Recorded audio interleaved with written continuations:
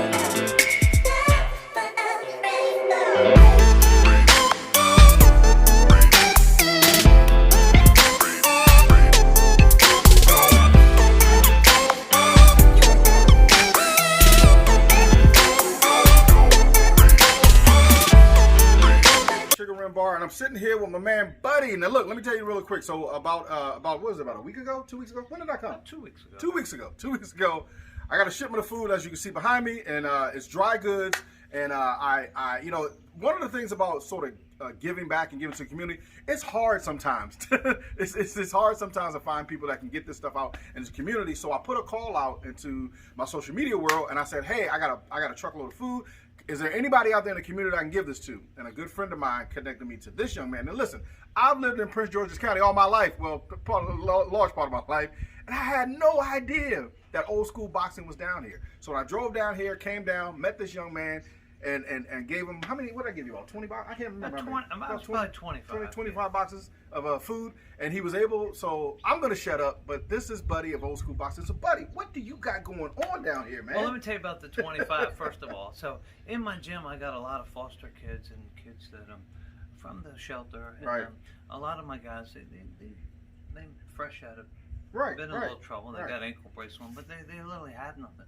So that night you came, several of them went to the families here and the kids, and they were happy as can be. Even myself, I took one of the can of absolutely. peanuts. So anyway, look. So here's what I was saying though. So you're helping young men, boys, and families too. But what I was saying was I remember growing up, and we used to have like rec centers, vocational things. For me, I still live in this area. I don't see a lot of things that guys have an outlet where they can go to the rec or, you know, go to some place. And I think that's what old school boxing is, right? Well, when I was a kid, and I boxed at Hillcrest Heights, and all gyms were free. Right. All recs was free. Right. The county helped and everything, but I don't get any help from the county, unfortunately. Right. But I'm helping them because I'm saving them court problems because they're in here and they're not out there getting in trouble. Right. But anyway, so all gyms was free. So here, the ones that can pay, if they can pay, they give me $25 a month. Right. If they can't pay, they just come to the gym. Right. And you know, we don't get much help, but I get a lot of help with things like this. Yeah. People give me clothes, people give me shoes, people give me food, and so I'm satisfied. I think sometimes we kind of like, because I do you know, people, like you were saying, people always say, Cory, you're doing such a good job, and it really, it's not me. I think when people realize that we're really supposed to help each other, you know, we're really supposed to connect. I'm really supposed to give this food to you because I know that at the end of the day, you're going to make sure that it gets into the hands and the food and the stomachs of the families, the kids. And you're not doing that because, you know, I'm Buddy. You see a need, right? Well, two things. One is I'm going to go back a little bit. Go ahead. First of all, Rosecroft treats me good. Right. They treat me good. I can't afford to go anywhere. And see how it's all connected? And rent a building or nothing. But what you said, are we supposed to give back? And I don't know exactly where it says it, but I'm a firm believer in the Bible. The Bible says that's why we're here on earth, to help one another. Right. And it says that. And so, you know, I kind of follow it a little bit. So what made you start, what made you start Old School Boxing? Well, I boxed when I was a kid. got in a little trouble. No, you really? I got a lot of trouble. So I had 19 years. I went away for 10 years. I got home in 1990, and over in Southeast on 30th Street, I opened a gym in the bottom of the basement. So I had a rack of kids there, and I'm taking them to places, tournaments and fights. But a lot of parents didn't want their kids over there because of the gunfire, the neighborhood, the gunshots, which has still happened today. And so I moved my location, and I've been here. I was actually on this side one time, they did, and it just worked out great, and I've been going strong since 1990. Wow. Right now, a lot of gyms are closed because of the virus. Coronavirus. So I have them here. We're careful. They're out here. They're try as much as possible to stay their distance. But I weighed the options.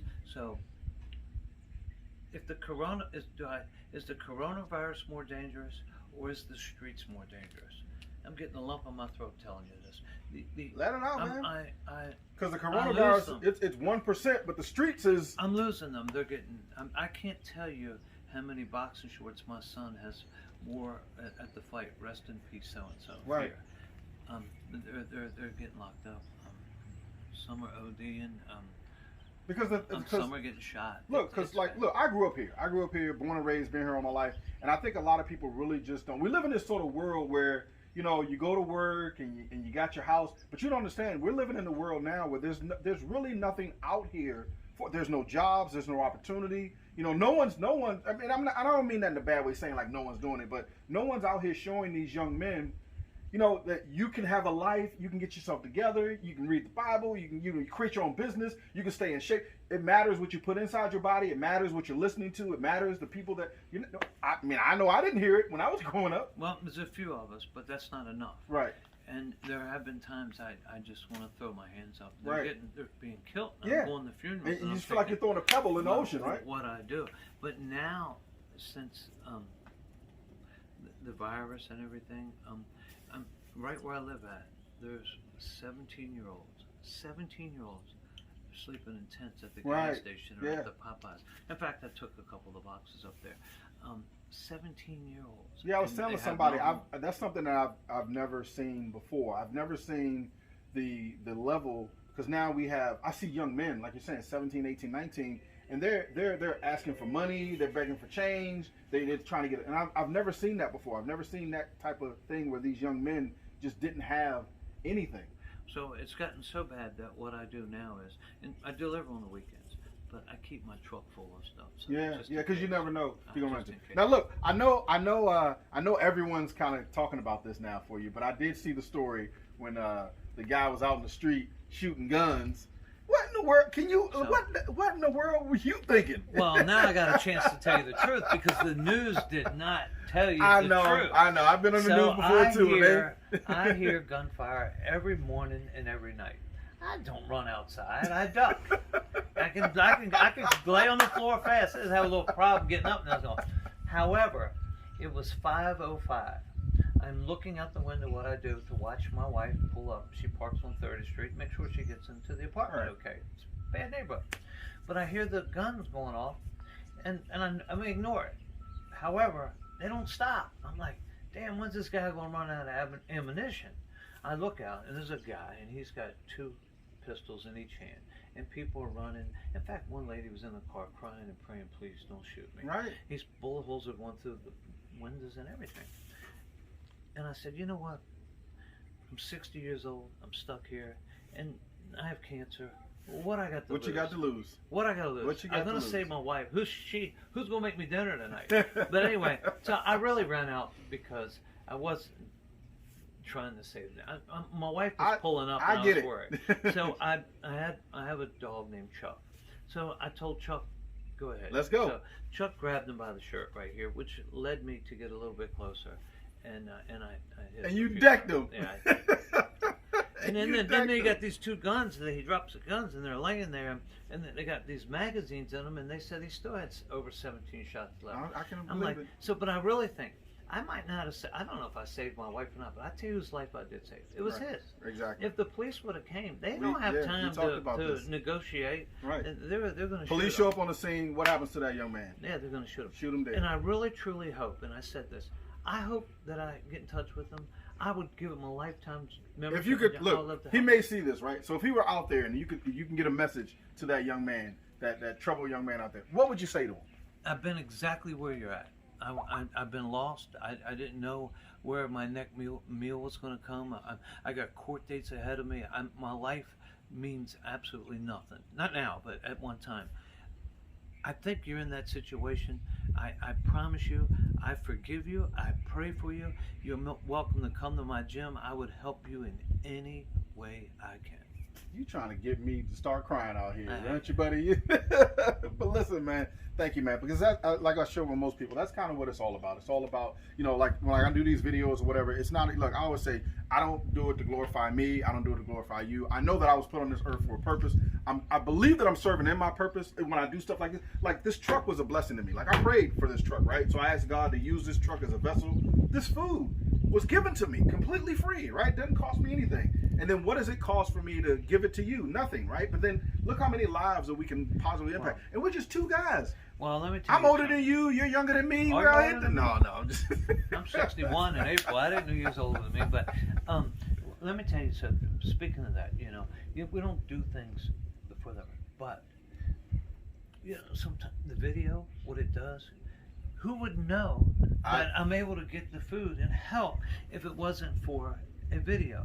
So people see the video of me, whatever it's clothes or shoes, and then more come and more come. It's the only way to get it out there. So that brings up, and we're not going to sit out here for 2 hours and talking, but that brings up a good point. So so the way that I do these videos is I never put people on camera. It's never a shameless plug. And so what I try to show people is we have to leverage technology, because we came up in a world that little thing didn't exist before. If you had to get your message out, you had to beat the pavement, man. You had to, Real quick, one quick Go story. ahead. My brother comes to see me. I'm in the penitentiary. He comes up. He's got this little thing on the side there, and I hear something going buzzing. I said, "What's that?" He says, "A pager." I said, "Pager?" He said, "Yeah, beeper." I said, "What do you mean?" He shows me that when someone calls them, they can put a number in. I was like, wow, man. I ain't never seen nothing like that when I seen the pager. Right. See, so, and now they got cell phones. And I remember Get Smart thinking that was crazy. Yeah, exactly. Now that's true. Star Trek. But Yeah. see, but that's what we're supposed to do. And what I would love to show, not just the young people, because I think the young people get a bad rap. Because they always say the young people. It's the old people too.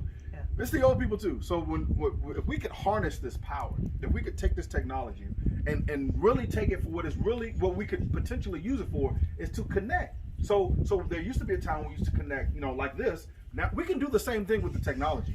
We can do the exact same thing. Imagine 20 years from now. Yeah. I hope I'm around to see it, but imagine 20 years If from now. God what willing it's and the gonna be creek like. don't rise, I hope we both here. But imagine if we could really take it and we could share that. And who knows? And this is why I sort of do these videos every day and talk about it, is you have no idea who's going to see that. You just need that one connection. Well, another thing. There's so many good people out there. Right. But they really don't know. They want to help, but they don't know how to help. And they're a little bit nervous and scared to help. It is. Give you an example. I go under the bridge, and I go to Franklin Park, and I go to these parks. It's not. I go up there the 30th Street, and I go to Alabama Naylor Road, and it gets a little rough. Yeah. The normal person's not going up there without something going wrong. Yeah. Luckily, I know everybody, and I'm able to go there. We were giving food out. People do We wanna were giving help. food out last week, and so we're out giving food, and literally like 10 feet away, two guys are arguing, and you don't know how that's getting ready to go down, and you're out there like, I'm just trying to give away, So I get it. Like the average person may not want to be in that type and of they don't, but they want to help. Yeah. They want to help. So they can find people like you. So look, where can people find you? Where can people? What can Well, they I'm do here to reach out? Monday. I'm here Monday. Usually I'm here all through the week. However, they got live racing Wednesday, Oh, okay. so I'm not here. But I'm here Monday, Tuesday, Thursday, Friday, and most Saturdays. I'm at Old School Boxing at 7466 Rosecroft Drive, Fort Washington, Maryland. And you're more than welcome to come drop any clothes. And just because it has a hole in it, or it may be dirty, or missing a button, it doesn't matter. Somebody out there, it's like brand new. Could be to them. trash to you, could be treasure to someone else. All right. Well, look, man, we gotta offload this truck. She gonna help? Nah, she too pretty to help, man. She don't do it. No, you crazy. She works harder than me. All right, well, look, I'm going to add some links to Buddy. So thank you, brother. I appreciate you, man. God bless you, man. Love you for everything that you're doing. If you guys got any comments, questions, leave them down below. I posted sometime. It looks like we got like 97 mutual friends, I think, right? Are they our friends? I don't know. I'm just We'll joking. find out. Yeah, We'll yeah, find yeah. out. So look, I'll see you guys in the next video. Always remember, never give up. Always believe in yourself. Cory MAY, Sugar and Bar. I'll see you guys later. Look who's behind the camera. Hernandez!